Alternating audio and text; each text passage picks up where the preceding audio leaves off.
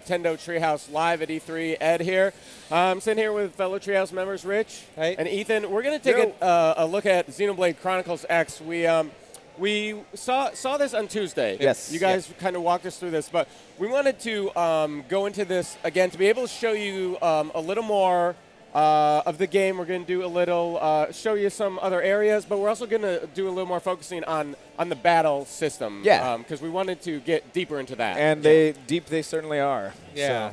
So last time around, I'm going to do a lot of the same stuff that I did on Tuesday, just in case people haven't seen some of that stuff. Sure. Some people may have missed the first feed. But what I want to do this time is jump through the dialogue a little bit more quickly, get us right into some battle, show off a bit of the different time cycles of the game. Yeah. And honestly, last time I did this, now I'm just starting us off on the opening movie here. I'm going to talk us through the story too. But last time I did this, I followed kind of the safe path. There were only a few risks that I took. And, you know, one of those risks, you saw me get knocked out, taken back to the beginning. Yep. But this time I'm going to go into some much more kind of riskier areas just in that first section alone. Because I think it's kind of, you know, it's going to change the way that you think about this sort of open world experience that you're getting. Yeah. So before we get into all that, I want to talk a little bit about the story, talk a little bit about what we're looking at in Xenoblade Chronicles X. Now, Xenoblade Chronicles X is not a direct sequel to Xenoblade Chronicles. You're going to find it has a lot, it's more like a spiritual sequel. It's got a lot of, it hits a lot of the philosophical notes that have been set up in the previous game. People who played it will know that it's a very thoughtful game and that there are a lot of big ideas being tackled. So with this game, you also have a lot of these big themes running through the storyline that I'm not going to spoil. Yeah. And they start off with that right at the beginning here, as we're about to see. But you do find a lot of nods to Xenoblade Chronicles in this game, and you find a lot of similarities. There's the battle system has a lot of overt similarities that we're going to get into. But to set the stage for this game, the game begins, like this cutscene that you're seeing right here, you're seeing basically a vast war between two alien species, and they have determined that the battlefield for this war is, unfortunately, Earth's space, like where Earth is. They don't really care that there happens to be an Earth there or humans there. They're doing their thing, which is killing each other. Right. And as they're doing their thing and killing each other, they're also just annihilating the planet.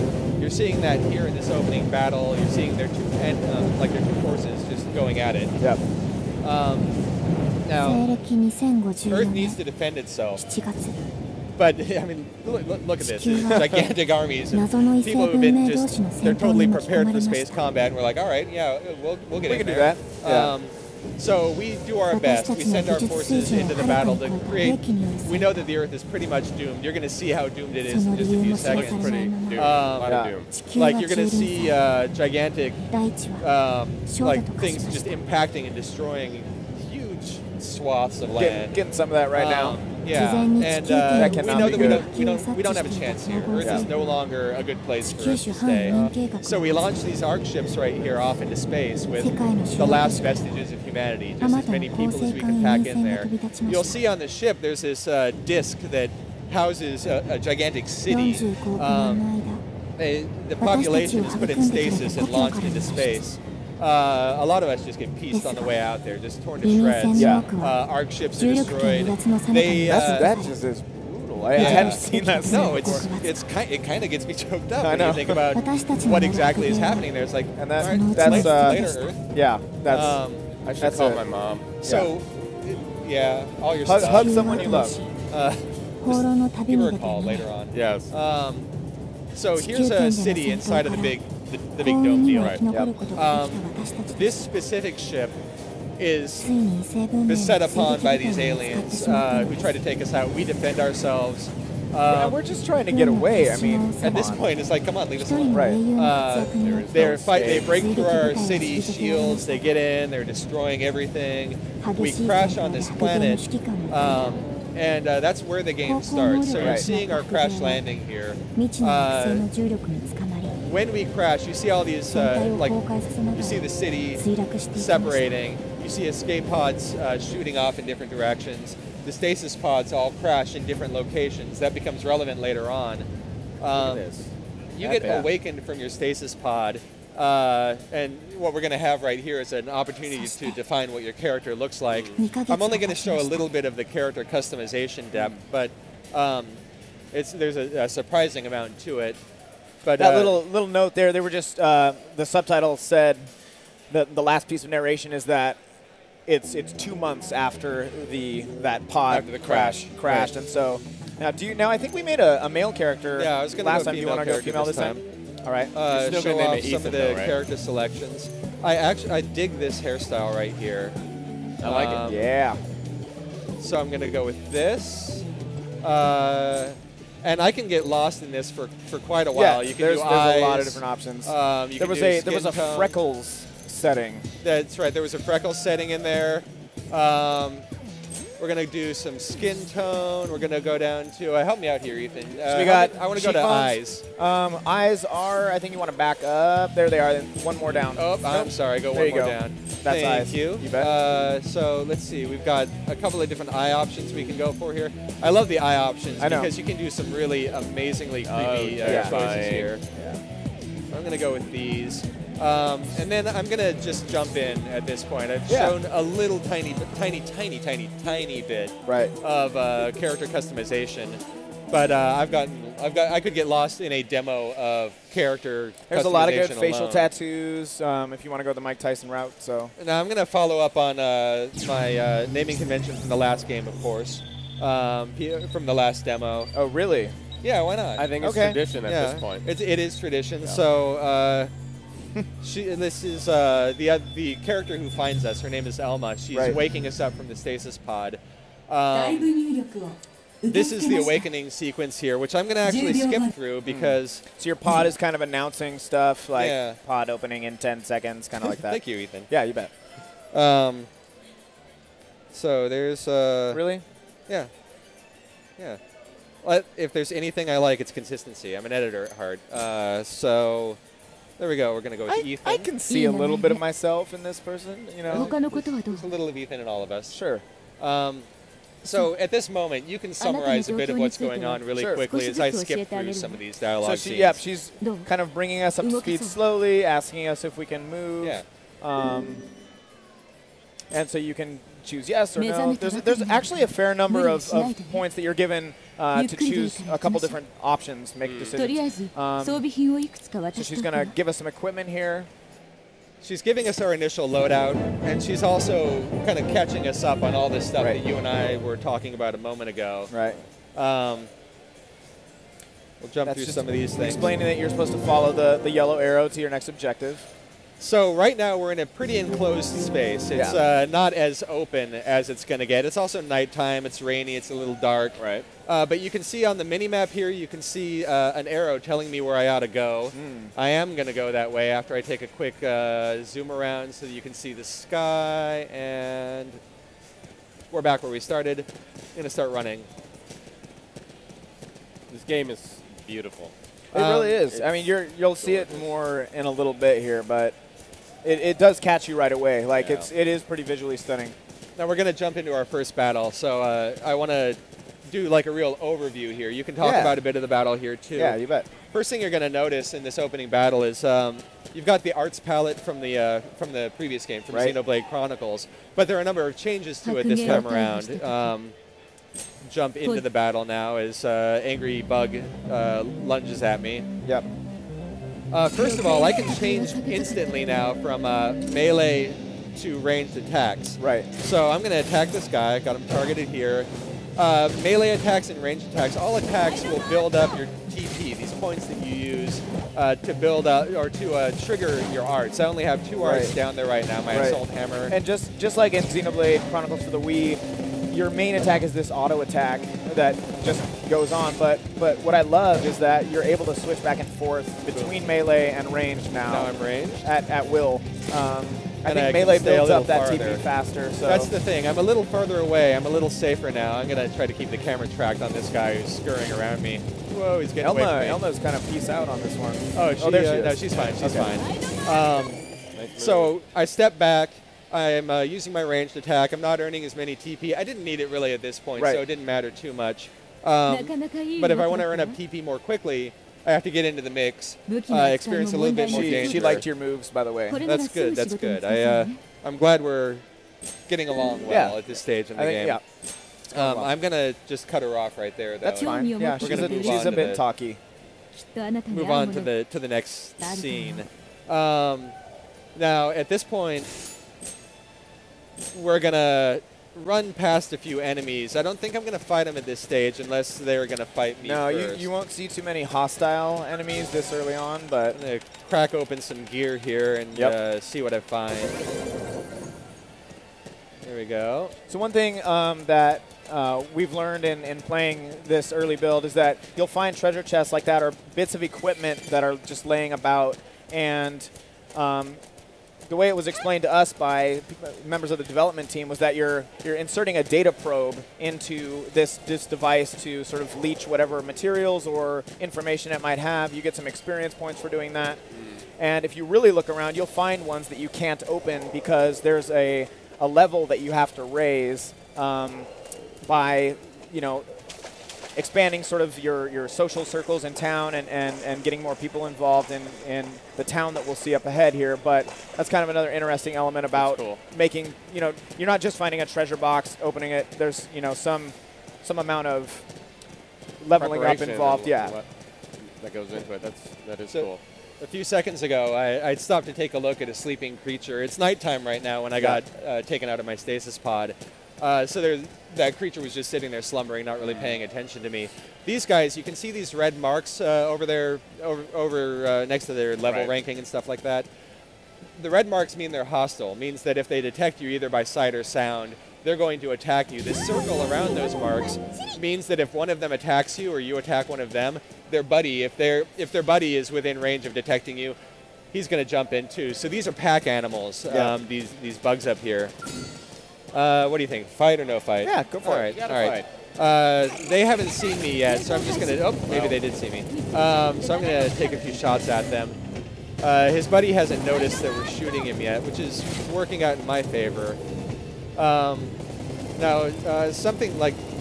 Ethan's fluent in Japanese. I only understand nothing at all. So you only are not. I only don't understand anything. So... I didn't know about this thing here, but Ethan pointed out to me the battle menu I can bring up mid-battle. There's no pause, so I can't pause the game to do this. But if I'm quick enough, I can go through the battle menu and miss an opportunity we can talk there. About those things later. See if I can do this now. And tell my buddy Elma to focus her attack on my target. Use your shield. Yeah, it's time for me to use that shield because while I've been talking, battle's been getting a little heated. Immediately you can see though that this is battle number 2. There's a lot going on, and I don't know. It's fun. I think it could be overwhelming, at first glance to people who aren't as used to playing these real-time RPGs, but it is actually quite manageable. But it kind of, even in these early battles, it creates some tension where you're like, I've got a lot to manage here, because you don't have turns, you don't have a pause, and it makes even these early battles feel important. Yeah, there we go. I'm going off this way. You're fresh out of the pod. Yeah. You are fresh out of the pod. And now I'm going to run away for a little bit. I think that's been my motif for this E3 is run away. Sure. Run away, run away. Yeah.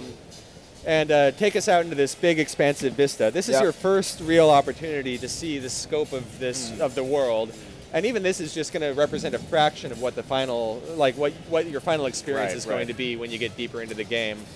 The sky clears up, day breaks, everything goes clear again, and you can see off into the distance. Really dig that hair. She's welcoming you to your new planet. So you're going to take a few moments here. You're going to see just the depth of, the depth of field on this stuff, how far off you can see.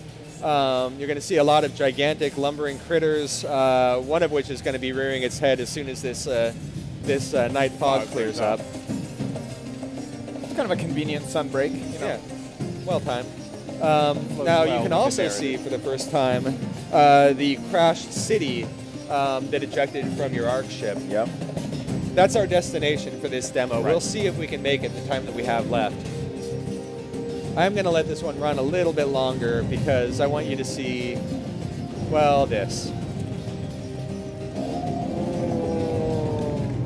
I'll run up to one of these guys. Like this that guy is dance still sound. in the distance. That's what I want to stress is he's still pretty far away from us. Yeah.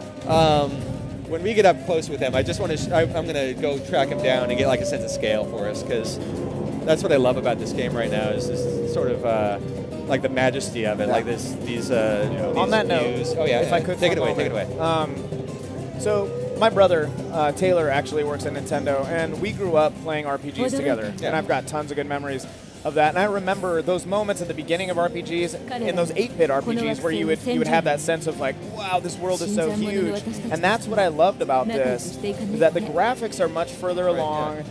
It's obviously we're further down the sort of RPG evolutionary path, but I had that same this moment here gave me that same thing that really was like, oh yeah, I haven't felt this since my childhood. Like, this is a huge world I'm stumbling into, and I want to go explore it. And it's a sense of majesty. I think that's the word. Exactly. And with those early RPGs, you got that feeling, and then you very quickly butted up against the 8-bit boundaries of that world. But here, it's like the promise holds true. You can really go anywhere you can see. We've made it. We're here. So, any second now, we're going to get back into the exploration mode of this game. Right now, she's basically telling us where we have to go, right? But that we can get there however we want to. Yep. And that's going to be true throughout this game. Is I can dive into the middle of the worst situation right now. Yeah. I can just go and get in Your way own over my free head will. instantly. That's right. Which I think I might do. So she's explaining that's our destination. She says, "Hold on, that's a cliff." Thanks. And That is not your destination. Appreciate that. So this is why it's good to have a translator here. so she said she's not going to stop us from jumping off. That's good. But Nobody can stop she me. wouldn't recommend it because the enemies down there are particularly tough. And I'm not in a position to deal with them right now. Then she's explaining the safer path is over here, which The is safer path. This is I think generally the path that we took last time. Yeah, and I'll Right. probably wind up there as soon as I get myself torn to shreds, jumping off this cliff. But I am going to jump off this cliff. Oh, I'm going straight into the mix. let's do it. All Let's right. do it. We'll see how this goes. Let's get bloody. First thing I want to do, though, is turn and run away. Now, first thing I'm going to do here is jump into the menu system and see if I have any items. I don't know if I picked up anything super good yet. Yeah. So what I want to tell you about the characters here is that you've got two different sets of, like two different categories of stats. You've got your inner stats. Your inner stats represent your hit points, your core abilities, basically, your core stats. But they're also your equipment. So right here I've got my default equipment listed right here on my parts. But I picked up some extra stuff. And this thing right here, I've got another weapon. What is that? It's kind of hard to read from this distance. A dual gun? Dual all right. guns. Yeah. Two guns better than one, so I'm gonna. Oh, I'm not high enough level, am I? No. Yeah. So that's happens gonna have to wait. pretty frequently. But Let's see if you're still not gonna be you able know to what? use that They're one gonna either. make me grind for it. So I'm We'll gonna get go there. grind for it. Go do it. So you've got your inner stats, and I'm gonna grind the worst way possible. Here we go. Or the best way. Yep, there we are. Nice landing. Really stuck the landing. very stylish. So, like I said, you got two stats. You've got your inner stats, and you've got your class stats. Your class stats are related to the class that you selected for your character. I will take a moment to jump into that menu and see what we've got. So, character classes right there you down go. there. So you've got a pretty robust character tree. Each of these characters' classes, like you can progress through the tree however you want, and you get different arts in your art palette as you level up, right? So you can customize your arts palette with all of these different skills that you pick up as you go through these different classes. You can also change class on the fly, like mid-battle even. Yeah. You can just change it mid-battle if you find that a skill set that you need isn't in your arts palette. You can change up and start developing that skill right then, right there. So since I am fresh out of the pod, Just quickly, turn and take a look out at the water for me. Go out to the shoreline. Yeah.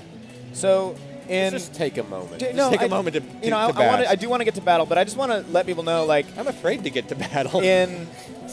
When we were spending some time with the game back in the Treehouse, I wanted to test that theory of like where can I go. So I've swam out to those islands. I've swam out around the town here. It's over to the right. I did that too. It's a bit of a long swim. I actually went all the way around the base. I had a quiet afternoon. I went all the way around the city. Yeah. It took a long time of swimming. I'm going to power swim for a little bit. I haven't really found the boundaries of this zone, so I'm kind of curious to figure out exactly how far it goes. So this guy's level 4. I'm not. You're not, no. I'm nowhere near level 4. No. So I don't know if I should do what I'm about to do with my gun to this guy. 2, and Elma is level 5. 2 plus 5 is 7. Is that how it works? So I'm going to have to be real careful with my skills. So there we go. I stunned him. I picked up a new art, by the way. I have leveled up, and I've got a new art in my palette, and I'm going to try to use that. You can see that its charge time is slowly building up. Right.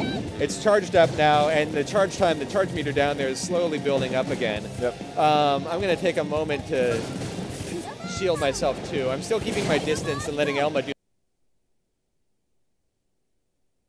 the tough work so that I can talk for a while, basically. As these charge meters, I'm okay for now. Yeah. As these charge meters are building up, they can build up to the point where I can use them, and then they'll build up again to a so whoop. Never take your hand off the gamepad. I keep doing that in these demos. I'm going to gesture with the other hand for a while. I'm a hand talker. The charge will build up a second time. There you go. Hand on the controller. Didn't miss that one. And I'm going to charge it up a second time, and if I let that charge go a second time... Which is the green dot that's kind of progressing around there. Yeah, it's taking its time. It's very... I'm going to use this guy real quick right there. Yeah. Just so I can still be doing some damage. Elma's hurting a little bit. Elma needs a little shielding, so I'm going to... Oh, now I'm hurting. Still able We're to both slide hurting. like a champ. This is bad. No worries. That move is amazing. So I let that thing build up to its second level, and the Assault Hammer now has its second... Oh, you did it. Nicely done. It's because I let that thing build up to its second level, its second charge. It had an added effect. Right. Different skills have different effects. Yeah. So yeah, go ahead and talk about that a little bit while I run for my life. So, no, we're fine now. Yeah, we're fine. I think once you get out of battle, your hit points recover pretty quickly. You can talk more about sort of the unique healing things that We'll get to that in a little bit, but I did okay. But basically, yeah, like you were saying with arts, as each art doubles up for its second recharge, it's going to have an additional effect that differs from art to art. So that shield you had, you can use it twice in a row if you let it build up all the way. So you can use it on yourself and your ally.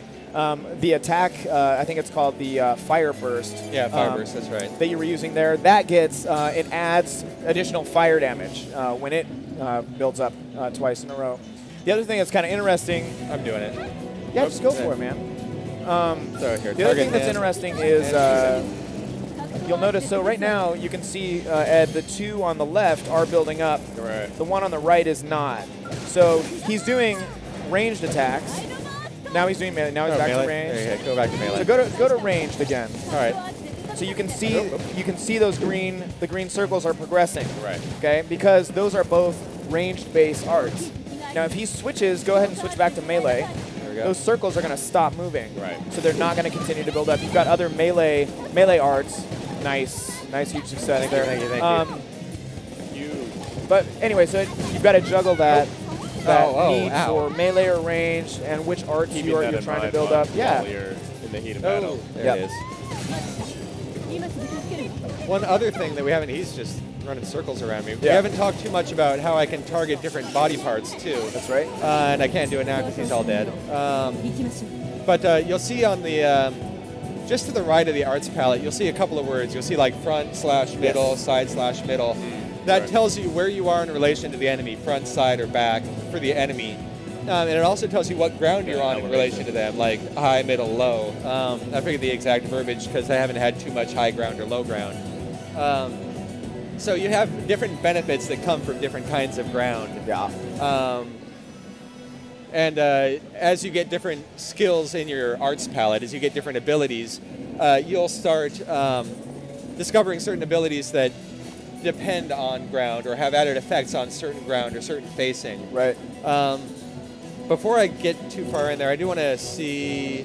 I want to see how I'm doing on skills because I want new weapons. I want to show off. Can we equip? We'll see. Are we there yet? We're not there yet. We're not there yet. No. Oh, I just. Do you have any other gear? I do have new armor. So there's new armor. You saw my That'll old help. armor right there. Right. I can swap out to some new armor. You can see it represented there on my character straight away. Yep. I'm going to have to swap out my guns when I level up a little bit more, but we can check back in a little bit. You might get some new headgear or whatnot. I'm going to hop into my arts palette too and see if I've earned enough battle points to level up my assault hammer. That's the one I need the most. So on this screen, I can modify my arts palette. Right now, it's not even full, so any new skill I get goes straight into the arts palette. Later on, I'll have a ton of different arts, and I'll want to determine how I level those arts up and which ones I'm using. So I can level up in my class. I can also level up my individual arts by spending these battle points. There's my assault hammer. Let's see if... oops, I moved it. Put you back where you belong. Now I'm going to level up my assault hammer. It should improve my charge time. Maybe? What's that? Oh, yeah. It improves my charge time right there slightly, 40 seconds to 33 seconds. It also improves, I think, my damage. Yeah, it does. A couple other things about it. I don't know what else I have battle points for, but I'm going to save those battle points for later. Yeah.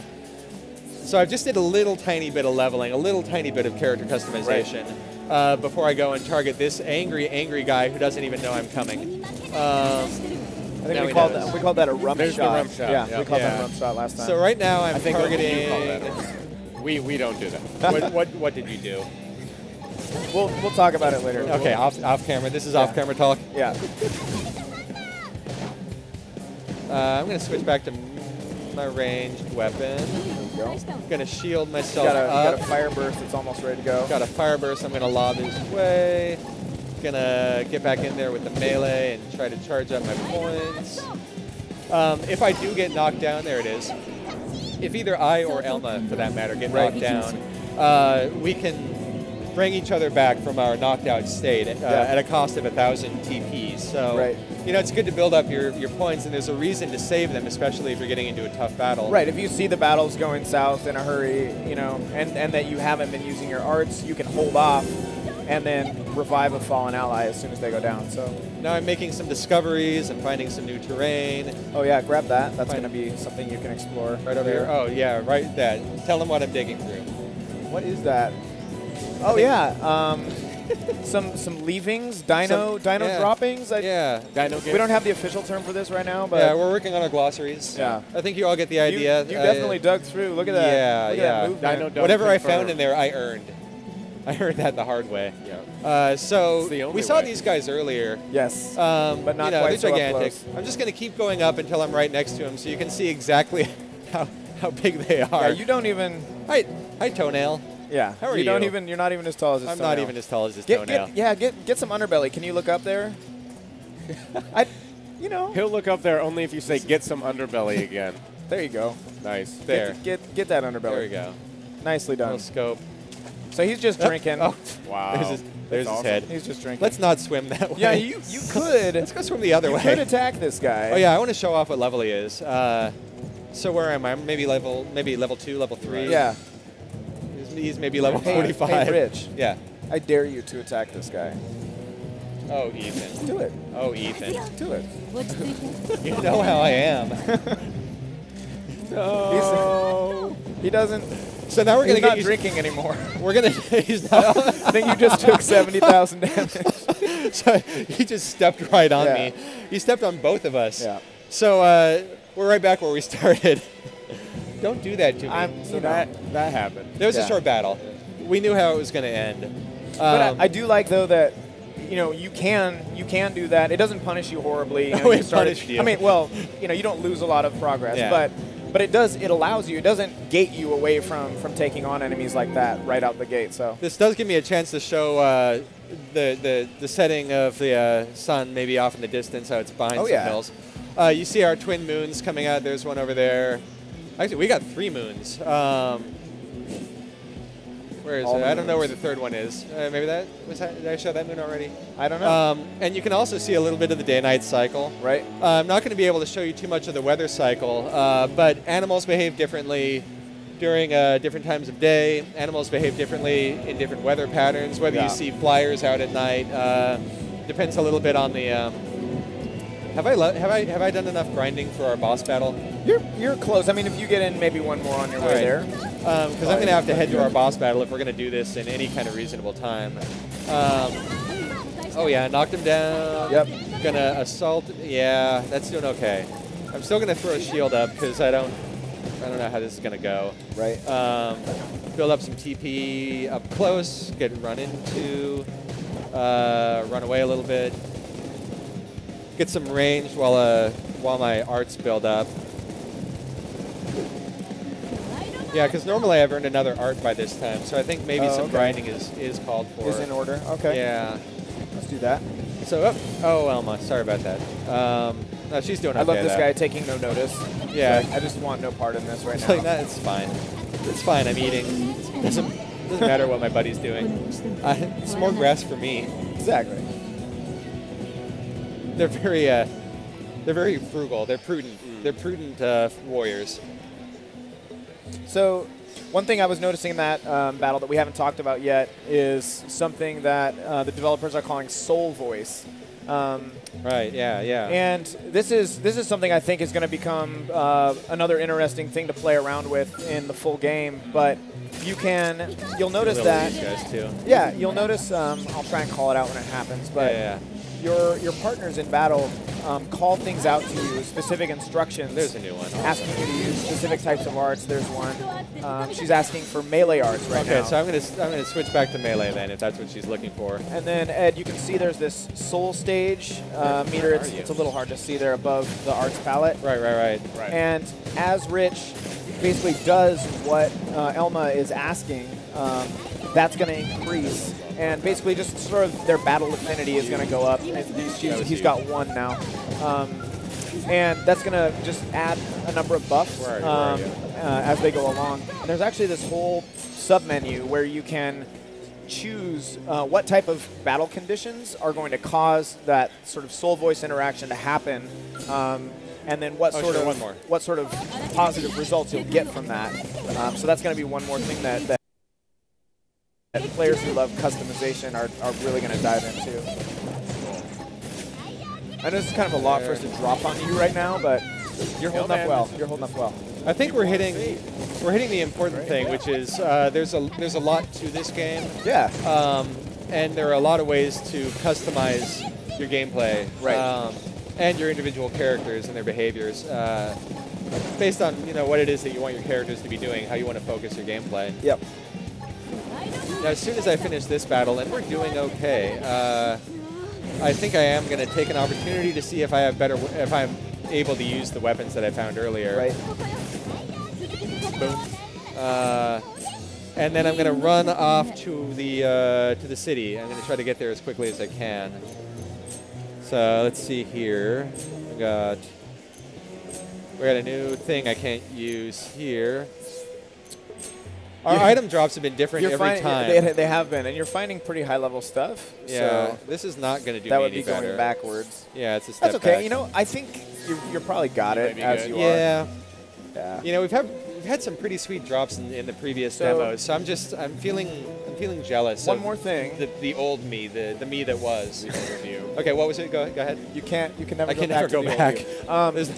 Take a look to the left. I don't know if we can see them. And look up to that crest. So do you see those islands up there? Yeah. That to me is seemingly inaccessible. Yeah, that's a big question mark. I'm hoping we'll be able to go there someday. Together? Yeah. We'll go there in together. our happy Xenoblade world. Xenoblade honeymoon.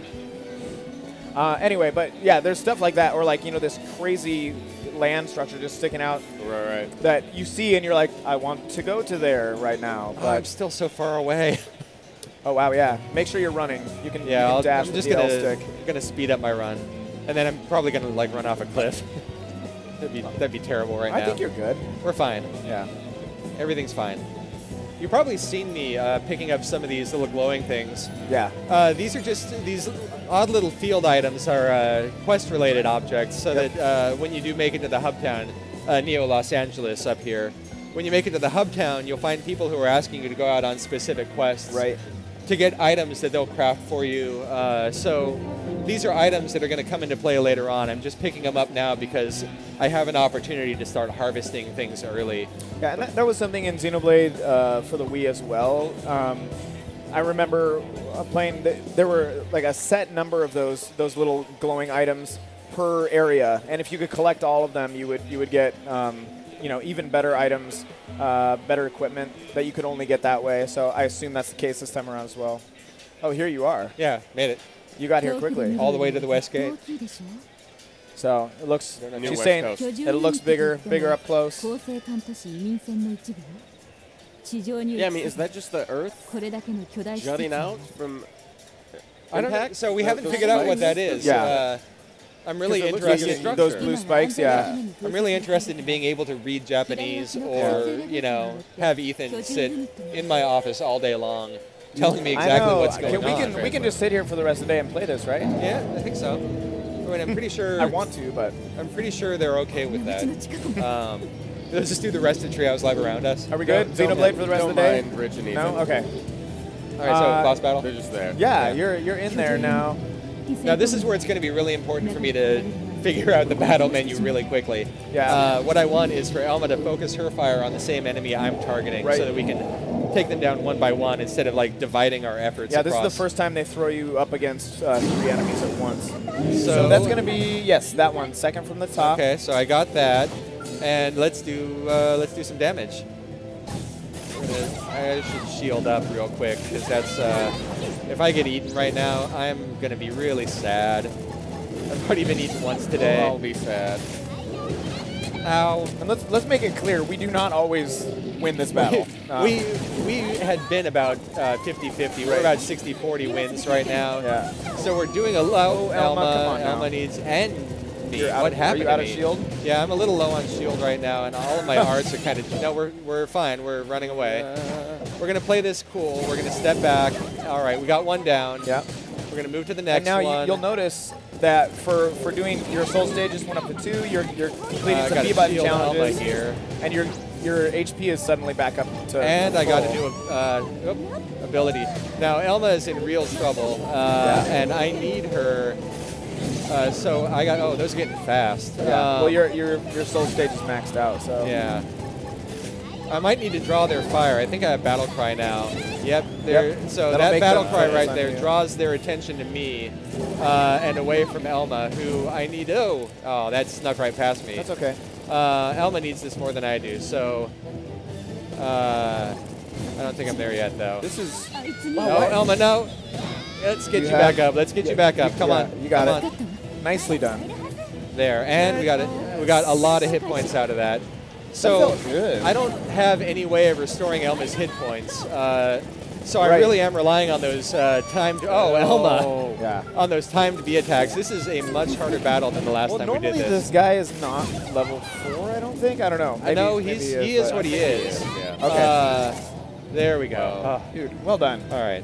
Nice Good work. Yeah. I was getting a little nervous for a minute Yeah, there. it was touch and So we took care of that. go. Yep. That was I thought I was grinding for long enough out there, but I think I could have done without getting stepped on. Yeah. I think I shouldn't have taken your dare. I should have just lived with the shame. But here we are, Right, she's explaining, if they'd had their choice, they would have landed in a much safer area. Obviously, Yeah. they didn't. And that, not all creatures are equally nice to us here on this planet. So. Right. Yep. Agreed. Understood.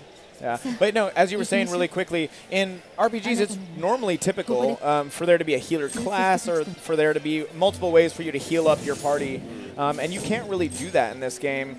There are a couple different ways by completing those B-button challenges that you'll get some HP out to your allies, but they're pretty much on their own. You can heal yourself, but that's kind of one of the other challenges you have to manage, is that you don't have those traditional ways of just lobbing HP in your allies' direction. Now here's something I wanted to get to. First of all, look how massive this is. Yeah. Now, It the way- is all about the scale, Yeah. once you get up close. I have to go in through this elevator here, and I want to do this. I'm sorry that it's nighttime. Whoa, I'm still running. A little excited. I'm a little sad that it's nighttime right now because I wanted to show off just some more of the view. It's the last time we did this demo, it started raining, so we couldn't see off into the distance at all. But I really like this view. I like how far off I can see. I think there's actually one of those things you can drop a quarter in to, do your binoculars. Oh, right, yeah. This is kind of the scenic viewpoint. I was like they'll set that up later on. Once civilization is restored, they'll do the tourist attractions. It really gets kicked off again. It'll be big. And here's just another viewpoint that I really like out here. You get to see all the places we just were. Exactly. That's where we came from. I think off in that direction. Way over there. Yep. A little bit to our left, so not the waterfall because we could see those, but like a little obscured by the side of the building. Now, we're going to wrap up our demo here, walking through this hall and into Neo Los Angeles. It's going to take us into a long cutscene that has a flyover of Neo LA. Right. You'll get a chance to see what this first hub city looks like. You get a little backstory, too, and you'll get a sneak peek of some of the cooler things that are coming your way. Now, have we confirmed whether or not Neo E3 is going on in Neo LA? At this exact moment, yeah. Okay, that's good. That's good. It's a little Easter egg. I'm sorry I said that. It's fine. We weren't supposed to Don't talk worry, about this isn't live. They're going to go back and fix it. Oh, good. We're fine. We're good. Okay. Yeah. So here we are, Neo Los Angeles. Yes. As I mentioned, it's your first hub town. You'll find civilians all over the place here that have a variety of quests, have a variety of tasks for you. One of your jobs, once you get settled in here, one of your jobs is to go out and find other survivors out in the stasis pods and bring them into the town. The reason for this is that most of the people that were thought out first, they're military, and they have a specific skill set and a specific objective to protect the town and get it set up. Right. Once the town is established, once Neo Los Angeles is in place, you need to start finding all of the other survivors in their stasis pods so that they can do the other jobs that the town needs. Right. Whether it's, whether it's clothing, whether it's farming, whether it's any of the various things the city needs to survive in this new environment. So you get a real glimpse here of what, you were just out there in the wild, and now you get to see civilization attempting to kind of build itself back up. It's been a busy 2 months. You also get your first glimpse of the giant robots that you're going to be piloting around in later on in the game. This is something I'm really excited about, and we're just not going to be showing it off here. Giant cats you pilot later in the game. Right. Wait, no. So we couldn't show it off here, but you will be fighting in these giant robots, which I am thrilled for. I am a giant robot anybody fan. who's been a fan of the Xeno series even before the Wii is familiar that there have been nods to things like that in previous games, and the first game in the series had some of that as well. So I'm super stoked myself to see that that's coming back. Yeah, I'm really excited about just the shape that this game is taking at this point. The scope of it is gigantic. You see that in this fly-through. You see this in the pullback. You see just all of these explorable areas. There's almost as much to explore in the city as there was outside the city. Yeah. So there it is, Xenoblade Chronicles X. Very cool. Now we still have a few minutes left here, so Ethan, is there dance? anything else? Sorry. It does take two to tango, Rich. It does. It does. Like I said, I'm super excited about Xenoblade Chronicles X. I'm looking forward to it. Hoping to get a chance to work on it at some point in the future, but I know. Our plans aren't really finalized yet. Sink my greedy hands into this one. It's definitely great to really get a sense of the epic scope of this entire thing. I know you've been a big fan. We've talked about open world games as well. And the thing that I love is that this seems to me like a kind of a cool meshing of JRPGs and open world games that we've seen mostly coming from the West. And it's awesome to see those two things kind of coming together. So that's awesome. Yeah, it's exciting. It looks great. Yeah, it looks great. Guys, thanks for coming by. We are just about out of time. Rich, Ethan, it has been fun. This real is really fun. cool. I think a lot of people are going to be amped about this, and I'm really looking forward to this. Right now, we're gonna segue. We're gonna come back. We got Yoshi's Woolly World coming up next. So don't go anywhere. It's Nintendo Treehouse Live D3. Awesome. Thank you.